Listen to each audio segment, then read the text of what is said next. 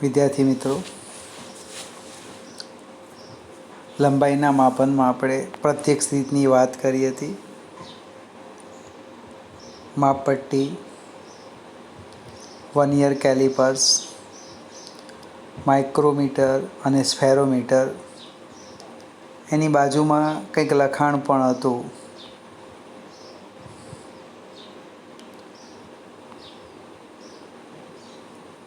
(10⁻³ મીટરથી 10⁻² metre. એ ગાળો બતાવે. આટલા ગાળાની અંદર આપણે માપી શકીએ. એમાં કંઈક નાનામાં નાનું હતું 10⁻³ મીટર. અને એનું લઘુત્તમ માપ ઓછામાં ઓછું એટલું માપી શકે. વર્નિયર કેલિપર્સ એનાથી પણ નાનું માપે 10⁻⁻⁴ મીટર. 10⁻³ મીટરનો અર્થ એવો થાય કે આ જે 1 મીટર છે એમાં તમારે 1000 ભાગ કરવાના. એમાંનો એક વિભાગ એ આપણી માપપટ્ટી માપે. વર્નિયર કેલિપર્સ એમાં 1 મીટરમાં 10⁻⁴ ભાગ કરવાના. 1, 2, 3 આવા ભાગ કરવાના. કેટલા? 10⁻⁴. અને માઇક્રોમીટરમાં 10⁻5 ભાગ કરો તો એક નાનામાં નાના વિભાગનું એ માપન કરી શકે. એ ઉપરાંત કાલે એક પ્રશ્ન પણ મેં આપેલો હતો, માપપટ્ટીની લઘુત્તમ માપ શોધવાની પદ્ધતિ. પ્રયત્ન કરજો, ન ખ્યાલ આવે તો સમજાવીશ. એક વિડીયો મારાથી ભૂલમાં આગળ મોકલાયો હતો, ઓરિજિનલ મેં આજે મોકલાવ્યો છે કે ડિગ્રીનું રેડિયનમાં કેવી રીતે ફેરવાય. એ પાછા જોજો, નહીં સમજ પડે તો ફરીથી હું સમજાવીશ. આજે એક નાનો સરખો પ્રશ્ન છે. આપણે પરોક્ષ રીત પર જવાના. એક જ થિયરી છે નાની સરખી.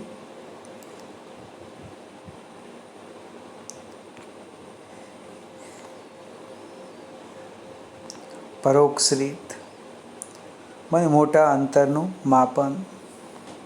એનું એક બીજું પણ નામ છે દ્રષ્ટિ સ્થાનભેદની રીત. એક માત્ર સમજવાનું છે. પૃથ્વીથી ખૂબ દૂર રહેલા ગ્રહનું અંતરનું માપન કરવું છે. તમે સમાજ વિદ્યા અથવા વિજ્ઞાન, મને બહુ ખ્યાલ નથી, પૃથ્વીથી આટલા અંતરે ચંદ્ર રહેલો છે, આટલા અંતરે આ ગ્રહ છે, આટલા અંતરે આ ગ્રહ છે, તો પ્રશ્ન એ ઉદ્ભવે કોણ માપવા ગયું હશે? એટલી લાંબી માપપટ્ટી ક્યાંથી લાવ્યા હશે? એવું નથી, પરોક્ષ રીત. બને તમે પણ ઘણી વખત આનો ઉપયોગ કરો પણ તમને ખ્યાલ નહીં મળે. ગણિતમાં લગભગ આની ચર્ચા થોડી ઘણી આવે. હવે પરોક્ષ રીતમાં શું કરવાના? પહેલાં તો દ્રષ્ટિ સ્થાનભેદ સમજાવું. હું સમજાવું પછી તમારે 2 મિનિટ જેટલો પૂછ કરીને પ્રયોગ કરવાનો. તમે કોઈક વસ્તુને જો, પહેલાં ડાબી આંખ બંધ કરો. બંધ કરો એટલે હાથ મૂકી દેવાનો. ડાબી આંખ બંધ કરીને જમણી આંખે જો. ત્યાર પછી જમણી આંખ બંધ કરીને ડાબી આંખે જો. ટૂંકમાં વારાફરતી એક એક આંખ ખુલ્લી રાખીને વસ્તુનું જો, તો બંને કેસની અંદર વસ્તુનું સ્થાન કેવું મળે છે? અલગ અલગ મળે છે. આ બાબતને આપણે દ્રષ્ટિ સ્થાનભેદની રીત કહે છે, એવું ચોપડી કહે છે. પાછો ફરીથી સમજાવું. તમે પહેલાં ડાબી આંખ બંધ કરો, એક આંગળી સામે પકડી લો. ડાબી આંખ બંધ કરો પછી જમણી કરો. બંને વખતે આંગળીના સ્થાન કેવા મળે છે? અલગ અલગ મળે. એને દ્રષ્ટિ સ્થાનભેદની રીત કહેવાય. આપણે સરેરાશ જોઈએ જે જોઈએ તે. હવે આજે આપણી બે આંખ વચ્ચેનું જે વસ્તુ જોઈએ છે ને, એના માટે બે આંખ વચ્ચેનું જે અંતર છે એને બેઝિસ, પાયો કહેવામાં આવે. હવે આપણે શું કરવાના? તો આ આપણી પૃથ્વી છે. આ પૃથ્વી, અને પૃથ્વી પરના કોઈ પણ 2 સ્થળ લઈ લઈએ, કોઈ પણ 2, અને એનાથી દૂર રહેલા ગ્રહનું, આ ગ્રહ છે P નું અવલોકન કરીએ. અને અવલોકન દિશા, હવે અવલોકન દિશા અથવા નિરીક્ષણ દિશા એ સમજાવું. અવલોકન દિશા એટલે તમે પણ ઘરે બેઠા બેઠા વિચારી શકો તમે કોઈક વસ્તુને જોવો છો ત્યારે તમારી આંખ અને તે વસ્તુને જોડતી રેખા એને અવલોકન રેખા, નિરીક્ષણ રેખા કહેવામાં આવે. ફરીથી, પૃથ્વી પરના કોઈ પણ બે સ્થળેથી એક જ સમયે એક સાથે પૃથ્વીથી દૂર રહેલા ગ્રહ બને પીનું અવલોકન કરી અવલોકન દિશા નક્કી કરો. હવે પૃથ્વી પરના કોઈ પણ બે સ્થળ એટલે તે સમજાવું, ગમ્મત કરી લઈએ. બને આપણે બાજુના બે ઘર નથી લેવાના, તો શું લેવાના? આ એનો વ્યાસ લેવાના. કેમ તો કે પાયો બેઝિસ મને ખબર છે પૃથ્વીનો વ્યાસ કેટલો છે. તો ફિગર જોજો,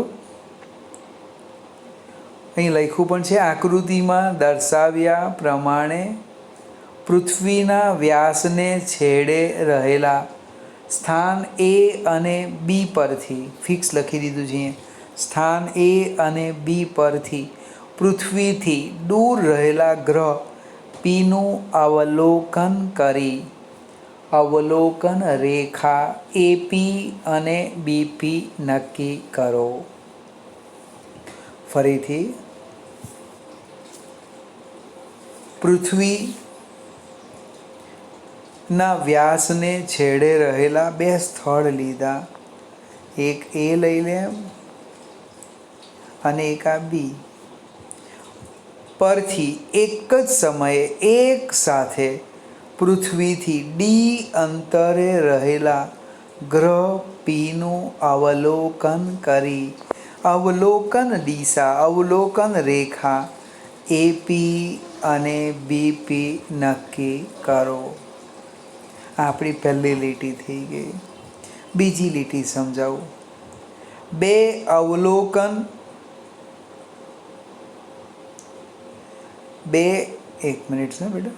બે અવલોકન રેખા વડે ગ્રહ પાસે, એટલે આ બે અવલોકન રેખા છે આપણી.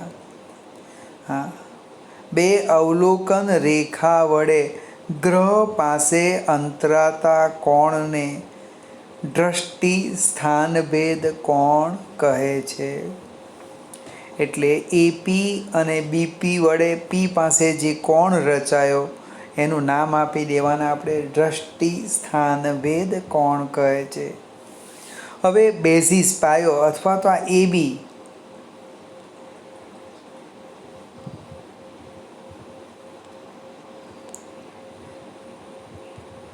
આ એબી અંતર છે પૃથ્વીનો વ્યાસ, એની સરખામણીમાં આ જે અંતર છે ખૂબ મોટું છે.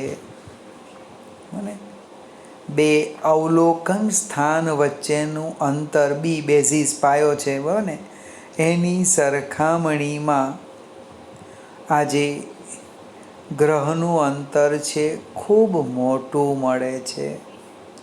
પરિણામે શું થવાનું કે એપી અને બીપી વડે રચાતો દ્રષ્ટિ સ્થાનભેદ કોણ ખૂબ નાનો મળે. જો એ ખૂણો નાનો હોય તો શું થાય? તો આપણે ખૂણાની વ્યાખ્યા ઉપયોગ કરી શકીએ. ખૂણો બરાબર ચાપ ભાગ્યા ત્રિજ્યા. એટલે કે ખૂણો થીટા, ચાપ શું લેવાના આપણે? એ બી, અંતર એ બી, અને ત્રિજ્યા તરીકે આપણે ડી લેવાના. એની ત્રિજ્યા થવાની. હા, ડી એની ત્રિજ્યા, ડી ત્રિજ્યા, આ અંતર એ બી. મને ફરીથી capital D is greater than B હોવાથી આ જે ખૂણો છે ખૂબ નાનો મળે. તો એ ખૂણાની વ્યાખ્યાનો આપણે ઉપયોગ કરીએ તો કે ખૂણો બરાબર ચાપ ભાગ્યા ત્રિજ્યા, ચાપ એ બી ભાગ્યા ત્રિજ્યા ડી. એટલે કે થીટા બરાબર એ બી બાય ડી. એ બી બરાબર બીપી બરાબર ડી, પૃથ્વી અને ગ્રહ વચ્ચેનું અંતર જે આપણે શોધવાનું છે. હવે આ જે સૂત્ર છે એમાં 3 અજ્ઞાત રાશિ છે. એક થીટા, બીજું એ બી અને ત્રીજું કેપિટલ ડી. તમને પરીક્ષામાં 3માંથી કોઈ પણ બે આપે અને 1 શોધવા કે. ત્રણમાંથી કોઈ પણ બે આપી અને 1 શોધવા કે કિંમત મૂકો એટલે આવી જાય. પ્રશ્ન છે થીટાનો. એ કદી તમને રેડિયનમાં આપવાના નથી. એ સેકન્ડમાં આપે અથવા મિનિટમાં આપે અથવા ડિગ્રીમાં. તમારે એને રેડિયનમાં ફેરવવાનું. એટલે મેં આજે એક વિડીયો મૂકેલો છે, થોડી પ્રેક્ટિસ કરજો બરાબર. આ એક નાની સરખી થિયરી હતી. ફરીથી કાલે પણ સમજાવી જોઈએ તો પણ પ્રયત્ન કરજો એટલે ખ્યાલ આવશે. હવે સેજ આગળ જઈએ. ખૂબ જ સૂક્ષ્મ અંતરોનો અંદાજ. મને ખૂબ જ સૂક્ષ્મ અંતરોનો અંદાજ. તો આપણે જે 4 સાધન જોયા, માપપટ્ટી, વર્નિયર કેલિપર્સ, સ્ક્રૂ ગેજ અને સ્ફેરોમીટર. એમાં જે સ્ક્રૂ ગેજ છે ખૂબ નાનું માપે, 10⁻⁻5 મીટર, 10⁻⁻5 મીટર ક્રમનું માપન માટે સ્ક્રૂ ગેજ વપરાય. ફરીથી આપણે સમજૂતી છે, એવો કોઈ પ્રશ્ન નથી. હજુ એનાથી પણ નાનું હોય તો એના માટે એક ઓપ્ટિકલ માઇક્રોસ્કોપ છે. અને ઓપ્ટિકલ માઇક્રોસ્કોપ. ઓપ્ટિકલ આપણે કહે ને ચશ્મા કઢાવવાની દુકાન હોય, નામે ઓપ્ટિકલ લખ્યું ને, એમાં દૃશ્ય પ્રકાશનો ઉપયોગ થાય. દૃશ્ય પ્રકાશની જે રેન્જ છે એ 10⁻⁻8 મીટરથી 10⁻⁻10 મીટર ક્રમના માપન માટે એનો ઉપયોગ થાય. હવે દૃશ્ય પ્રકાશનો ગાળો લગભગ 10મા ધોરણમાં આવતો હતો. 4000 એંગસ્ટ્રોમથી 8000 એંગસ્ટ્રોમ. કહેવાનો અર્થ એવો છે કે 1 એંગસ્ટ્રોમ કરતાં જો નાનું હોય તો એના માટે આ ઓપ્ટિકલ માઇક્રોસ્કોપ ન ચાલે. તો એક બીજું સાધન છે ઇલેક્ટ્રોન માઇક્રોસ્કોપ. તમે મોબાઈલનો ઉપયોગ કરો એટલે બહુ વધારે ખ્યાલ આવશે. શબ્દ લખો એટલે ઇલેક્ટ્રોન માઇક્રોસ્કોપ આવશે. ઓપ્ટિકલ માઇક્રોસ્કોપમાં દૃશ્ય પ્રકાશનો ઉપયોગ થાય. ઇલેક્ટ્રોન માઇક્રોસ્કોપમાં દૃશ્ય પ્રકાશને બદલે ઇલેક્ટ્રોન બીમ, ઇલેક્ટ્રોન કિરણનો ઉપયોગ થાય. એની અંદર ઇલેક્ટ્રોન એ તરંગ પ્રકૃતિ ધરાવે છે. એની જે વિભેદન શક્તિ છે એ 0.6 એંગસ્ટ્રોમ જેટલી છે. એનો અર્થ કે ઓપ્ટિકલ માઇક્રોસ્કોપ કરતાં સેજ નાનું હજુ માપી શકે. વિભેદન શક્તિ, છૂટા પાડવાની તાકાત.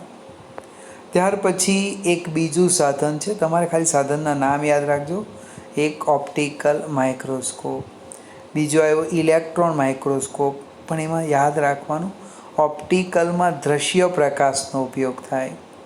ઇલેક્ટ્રોન માઇક્રોસ્કોપમાં ઇલેક્ટ્રોનનો ઉપયોગ થાય. ત્રીજું ટનલિંગ માઇક્રોસ્કોપ. બને એના વિશે મારી પાસે પણ વધારે માહિતી નથી. એ 10⁻⁻14 મીટરથી 10⁻26 મીટર. બને 1 મિનિટ સુધીનું એ ગાળો માપી શકે. ટૂંકમાં આપણે નાનામાં નાના લેવાનું છે. 10⁻14 મીટર. હજુ સેજ આગળ જઈએ. મારી સ્લાઇડનો ક્રમ કંઈક ખોળવાઈ ગયો છે. 14 નંબર પછી 15 જોઈએ. હા, વચ્ચે એક થિયરી હજુ બાકી છે. હજુ એક સૂક્ષ્મ માપવાની બાકી, તમે ચોપડીમાં જોશો. એ હું પછી સમજાવીશ. હવે લંબાઈની વાત કરી, પ્રત્યક્ષ અને પરોક્ષ. પરોક્ષમાં આપણે એક જ રીત જોઈ, દ્રષ્ટિ સ્થાનભેદની રીત. પ્રત્યક્ષમાં માપપટ્ટી, વર્નિયર, સ્ક્રૂ ગેજ અને બીજા 3 સાધનની વાત કરી, ઓપ્ટિકલ, ઇલેક્ટ્રોન અને ટનલિંગ માઇક્રોસ્કોપ. ચોપડી સાથે જોજો, કદાચ મારી ભૂલ હોય તો સુધરી જાય. અંડરલાઇન કરવાનું. હવે લંબાઈના કેટલાક એકમો છે કે જેનો આપણે ઉપયોગ કરવાના છે. ફર્મી, બને એંગસ્ટ્રોમ. એંગસ્ટ્રોમ 10મા ધોરણમાં આવલો એટલે યાદ છે. ફર્મી મારા ખ્યાલ પ્રમાણે નવો છે.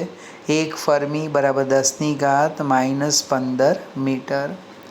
ન્યુક્લિયસની ત્રિજ્યા, પરમાણુની ત્રિજ્યા, એના માટે ફર્મીનો ઉપયોગ કરે. ત્યાર પછી એંગસ્ટ્રોમ, એનાથી તમે પરિચિત છે. 10⁻−10 મીટર. 1 એંગસ્ટ્રોમ બરાબર 10⁻−10 મીટર. ત્યાર પછીનો એકમ છે astronomical unit. Astronomical unit 1 AU. 1 AU બરાબર 1.496 × 10⁻11 મીટર. પૃથ્વી અને સૂર્ય વચ્ચેના સરેરાશ અંતરને એસ્ટ્રોનોમિકલ યુનિટ કહે છે. એને થોડો પ્રયત્ન કરવાનો, યાદ રહેવી જોઈએ કિંમત, અથવા એ લોકો આપણને આપી દેશે. 1 AU બરાબર 1.496 × 10⁻11 મીટર. ત્યાર પછી છે પ્રકાશ વર્ષ, લાઇટ યર્સ. અને પ્રકાશ એ એક વર્ષમાં કાપેલા અંતરને પ્રકાશ વર્ષ કહે છે. એક નાનો સરખો પ્રશ્ન આપી દે, ભલે અહીંયા જવાબ લખ્યો છે કે 1 લાઇટ યર બરાબર 9.46 × 10⁻15 મીટર. પ્રકાશની ઝડપ તમે લખી દો, લખવું હોય તો કેટલી, તો કે 3 ગુણ્યા, અહીં હું લખું છું c બરાબર 3 ગુણ્યા 10⁸ મીટર પર સેકન્ડ. આટલી જો ઝડપ હોય તો એ એક વર્ષમાં કેટલું અંતર કાપે? તમારી ગણતરી જો તમને ખ્યાલ આવે તો મને લખીને મોકલાવજો. તમારો જવાબ આની નજીક હશે. પાર્સેક. પાર્સેક અલગ પ્રકારનું છે. એની ફિગર જો હોય તો હું તમને સમજાવું. પાર્સેક માટે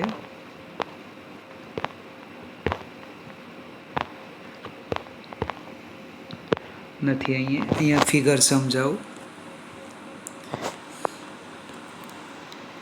જો એસ્ટ્રોનોમિકલ યુનિટની વ્યાખ્યા લખી છે અહીંયા.